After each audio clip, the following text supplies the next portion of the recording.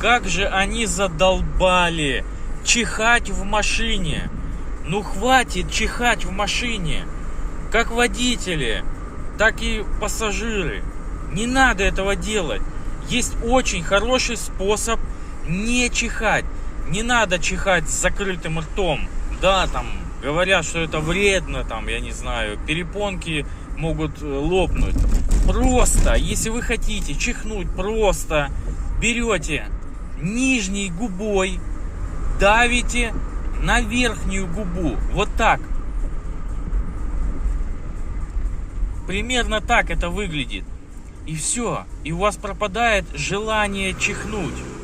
Не чихайте, пожалуйста.